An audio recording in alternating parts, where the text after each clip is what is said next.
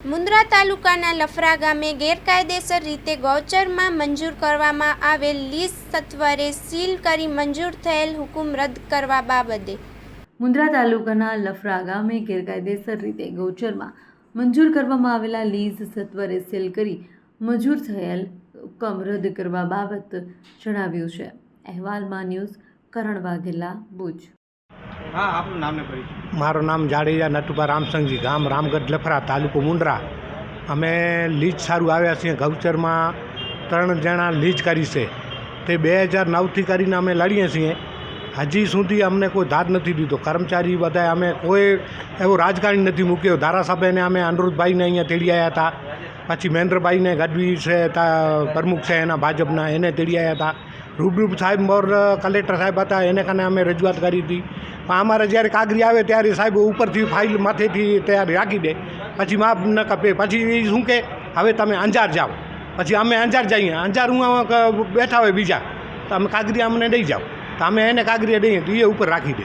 હવે તમે મુન્દ્રા જાઓ, મુન્દ્રા પછી મુન્દ્રા જઈએ તો અહીંયા સાહેબ ટીડીઓ સાહેબ કાને ગયા છે, અમારા કાને આવી રજૂઆત છે કારણ કોઈ આવી નથી છે બાપુ।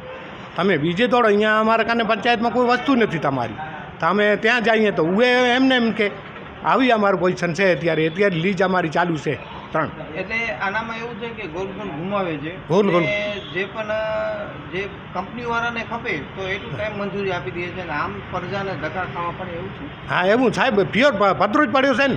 અત્યારે અમારે ગામડોની તમે હાલત જો ને, માણસ હાલી નથી શકતા એવી હાલત છે। ઉપરથી એમના ડંફરિયા બધા તૂટલ છે। આમ રોડમાંથી જઈએ તો ખાખરી માણસોમાંથી પડે છે। માણસો ગાડીએ જોવે એટલે પર્યા ભાગી જાય। કોઈ કર્મચારી એને બધાને ખબર છે, એવું નથી કોઈને ખબર નથી, બધાને જાણ કરે છે અમારી, પણ કોઈ આવતો નથી। વિચાર કરો તમે, આવી હાલત ગામડાની છે।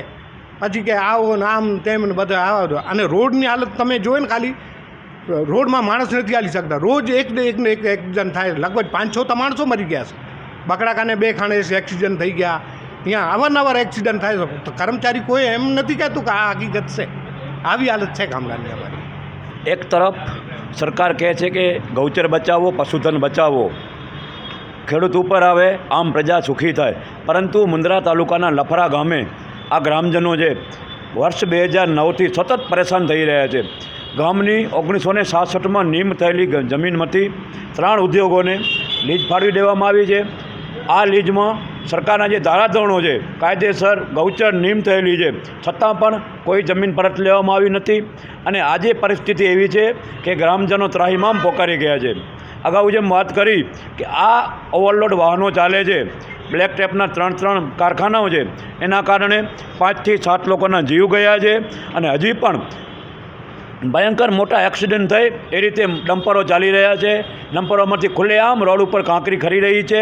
અને સરકાર અને પોલીસ તંત્ર હોય, આરટીઓ તંત્ર હોય, કોઈના પેટનું પાણી પણ હલતું નથી। એક તરફ સરકાર મોટી મોટી વાતો કરે છે, સરકાર કહે છે કે અમે પ્રજાના સુખાકારી માટે કામ કરીએ છીએ। ગ્રામજનો, તે વિસ્તારના ધારાસભ્ય માન્ય અનિરુદ્ધભાઈ, ત્યાંના નેતાઓ, લોકલ સ્થાનિક નેતાઓ, ભારતીય જનતા પાર્ટીના અનેક વખત રજૂઆતો કરી, છતાં પણ તંત્રના પેટનું પાણી હલતું નથી। સરકારે કાયદેસર ગૌચર અધિનિયમ, ગૌચર વ્યવસ્થાપન નીતિ છે એનો ભંગ કરી અને ગૌચરમાંથી જમીન ફાળવી દેવામાં આવી છે। શા માટે આ રીતે પ્રાંત અધિકારીએ ગૌચરમાંથી જમીન કમી કરી? આ બાબતે અનેક વખત રજૂઆતો થઈ અને તમામ પ્લેટફોર્મ ઉપર રજૂઆતો કરી, પરંતુ તંત્રનો હજી સુધી પેટનું પાણી પણ હલ્યું નથી।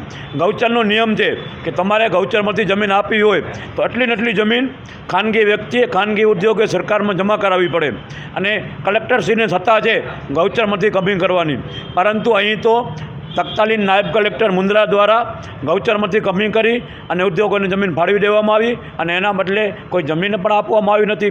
આજે જે 3 બ્લેક ટેપના કારખાનાઓ છે, 3 જે લીજ છે, એના દ્વારા બેફામ ઉત્ખનન થઈ રહ્યું છે, ઓવરલોડમાં ગાડીઓ ચાલી રહી છે, ખેતી નાશ પામવામાં આવી રહી છે, પરંતુ તંત્રના પેટનું પાણી પણ હાલતું નથી। શું હજી પણ તંત્ર વધારે લોકોનો જીવ જાય, વધારે લોકો જાન ગુમાવે એની રાહ જોઈ રહ્યું છે? શા માટે આ તંત્ર આ લીજોને રદ કરતી નથી? જે નિયમ વિરુદ્ધ પાસ કરેલી છે એ પણ લીજો ધમધમે છે, તો શા માટે એવા કયા અધિકારીના પેટનો પાણી પણ હલતું નથી? કયા અધિકારીઓ આની જોડે જોડાયેલા છે, જેના કારણે આજે અમારે માન્ય કલેક્ટર સાહેબશ્રીને રૂબરૂ મળી અને આ તમામ જે ગૌચર વિરુદ્ધ હુકમ થયેલા છે એ રદ કરવા માટે રજૂઆત કરવાની જરૂર પડી।